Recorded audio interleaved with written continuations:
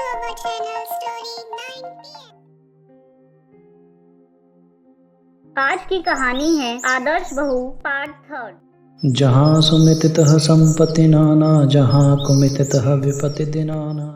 सेठ की दुकान में अधिक धन पैदा होने लगा। सेठ ने सोचा कि स्त्रियों के पास भी अधिक धन होना चाहिए। उसने घर की सब स्त्रियों के लिए गहने बनवा दिए। गहना स्त्रियों का धन होता है जिसमें पति का भी हक नहीं लगता। सब अब छोटी बहू ससुर से मिले गहने लेकर बड़ी जेठानी के पास गई और बोली, आपके लड़का लड़की हैं, उनका विवाह करोगी तो गहना बनवाना पड़ेगा। मेरा तो अभी कोई लड़का लड़की है नहीं, इसलिए इन गहनों का मैं क्या करूंगी। मेरे माता पिता ने मेरे को खूब गहने दिए हैं, वे सब मेरे पास तिजोरी में पड़े हैं। सास ने देखा तो छोटी बहू के पास जाकर बोली, बहू ये तुम क्या कहती हो, तेरे ससुर ने सबको गहने दिए हैं। माँ जी आप चुप रहा करो। आपको कोई बात कहना तो गांव में हल्ला करना है। काम धंधा करने से पुण्य होता है तो क्या दान करने से पाप होता है। वस्तु देने का तो बड़ा पुण्य होता है। सास को बहू की बात लग गई। वह सेठ के पास गई और बोली, आपके नौकरों को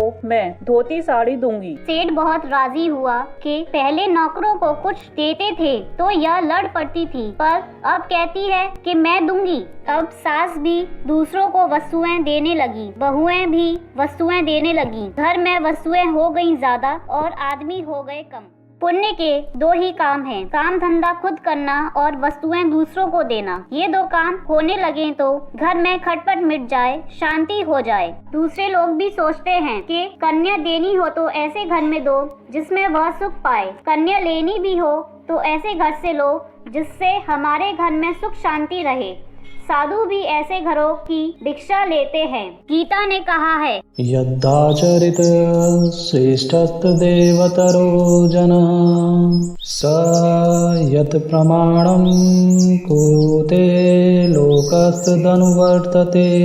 श्रेष्ठ मनुष्य जो जो आचरण करता है दूसरे मनुष्य वैसा वैसा ही आचरण करते हैं। वह जो कुछ प्रमाण कर देता है दूसरे मनुष्य उसके अनुसार आचरण करते हैं। इस श्लोक में श्रेष्ठ मनुष्य के आचरण के लिए 5 पद आए हैं, यत यत तत् तत् तथा एव। पर प्रमाण वचन के लिए केवल 2 पद आए हैं, यत और तत्। इससे यह तात्पर्य निकलता है कि समाज पर मनुष्य के आचरणों का असर 5 गुना पड़ता है और वचनों का असर 2 गुना पड़ता है।